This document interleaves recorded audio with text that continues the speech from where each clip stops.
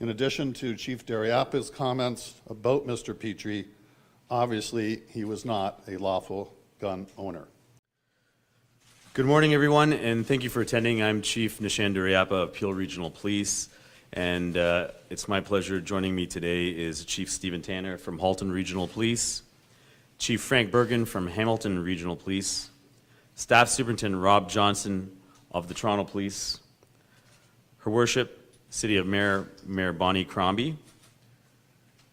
We also have Chair of the Police Services Board, Mr. Ron Chatta, and of course, Detective Michael Mavity from Peel Regional Police's Homicide Bureau. On September 12th, at approximately 2:15, officers responded to a shooting at a coffee shop at 3110 Argentia Road in Mississauga.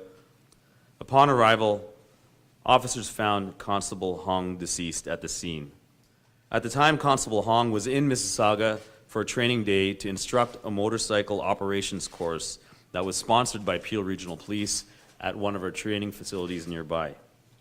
At the time of the incident, Constable Hong was on his lunch break and had offered to get his colleagues, who he was training with, coffee. This is when the suspect ambushed and shot him at close range. We have since learned that the suspect arrived at the location 2 hours and 15 minutes prior to the shooting of Officer Hong. What happened was, after the murder of Constable Hong, the suspect immediately fled the coffee shop across the road to an adjacent parking lot, shot and carjacked another victim, and stole a vehicle. That victim is now in stable condition, but has suffered life-altering injuries. We also reported on Monday evening that the same suspect then proceeded to the town of Milton in the region of Halton, where he shot 3 people. He killed one, injured another, and has left a third to fight for their life while he fled. Shortly after the shooting in Milton, the suspect was located in the city of Hamilton by both Hamilton and Halton officers and was later pronounced deceased as a result of an interaction with police while attempting to take him into custody. And for that, the Special Investigations Unit is investigating and involved. We'd like to officially state that 40-year-old Sean Petrie of no fixed address has been identified as a person believed to be responsible. And I can advise that Petrie had an extensive criminal record, which includes convictions for assault, armed robbery, carry a concealed weapon, careless storage of a firearm, possession of a loaded, prohibited, or restricted firearm, breach of probation and failure to comply with a recognizance, several property and driving offenses, and he was also the subject of a firearms prohibition. I can advise that in March 2007, he was placed on the national flagging system after being deemed a high risk to reoffend for an offense which occurred in 2005. His last conviction was in 2015 for a criminal driving offense. I can also say that investigators have interviewed known family of Mr. Petrie and learned he was estranged from them, and depending on which family member that they had spoken to, for a period of 1 to over 5 years. At this point, I'd like to invite Chief Stephen Tanner from Halton Regional Police for his comments.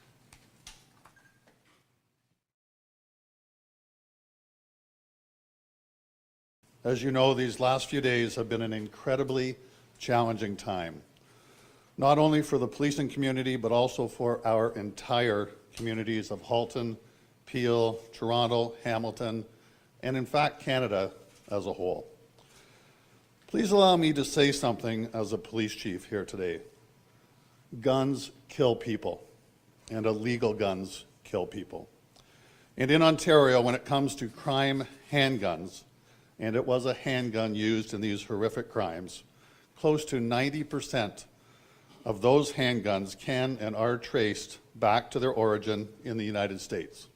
Let's do something about that. In addition to Chief Duraiappah's comments about Mr. Petrie, obviously he was not a lawful gun owner. The crime handgun used in these shootings is rightfully in the possession of the Special Investigations Unit, and we are waiting for information from that firearm that will allow us and will allow our FATE team at the Criminal Intelligence Service of Ontario to trace that specific firearm. On September 12th at approximately 2:50 p.m., our police officers responded to multiple reports of a shooting at an auto shop located at 32 Bronte Street South in the town of Milton. Upon their arrival, they located 3 victims who had been shot. The first victim, 38-year-old Shakeel Ashraf, was pronounced deceased at the scene. Mr. Ashraf was the owner of MK Auto Repairs and a well-liked and well-respected member of the Milton community. Sadly, he leaves behind a wife and 2 daughters. The second victim is a 28-year-old international exchange student who works part-time at the automotive shop. Sadly, he remains on life support and is not expected to survive. We are not releasing his name at this time out of respect for his family, but we anticipate doing so at a future date and time. The third victim, a 43-year-old male, was also an employee of MK Auto Repairs. He was shot in the leg and has since been released from hospital and is continuing to recover at home. But let us also remember that other innocent civilians and employees were present and will be traumatized by this event forever. Shortly after the incident in Milton, our investigation led to the suspect and the stolen vehicle being located in a cemetery in the city of Hamilton, close to the Burlington-Hamilton border. At that time, an altercation took place between the suspect, Sean Petrie, and members of both the Hamilton and Halton Police Services. As a result, the suspect was pronounced deceased at the scene. Monday's incident and the criminality that took place had no jurisdictional boundaries, and we will deal with it in the same manner. The Halton, Peel, Hamilton, and other police services involved will continue to work in full cooperation and corroboration with one another as we do, and as we piece together further details of this violent crime spree. Our thoughts are and always will be with the victims and their families during this difficult time and as they deal with the loss of their loved ones and all those who have been impacted by these tragic incidents.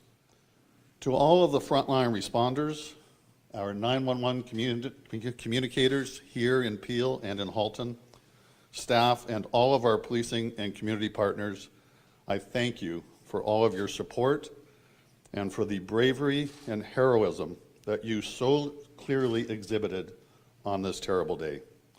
Your collective efforts to ensure the safety of our communities is now and will be forever most sincerely appreciated. Thank you very much. I just have one more for Chief Tanner.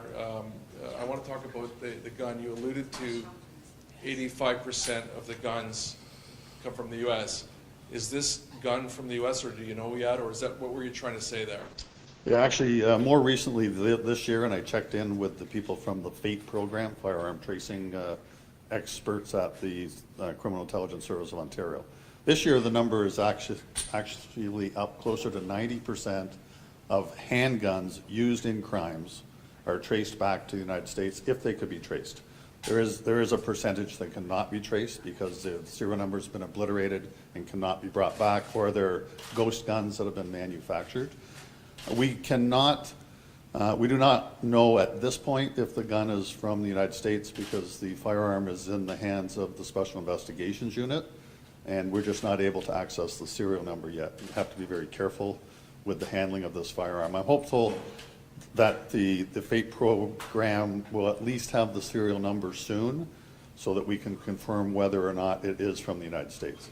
But I can say, Joe, it's 90% probability that it is.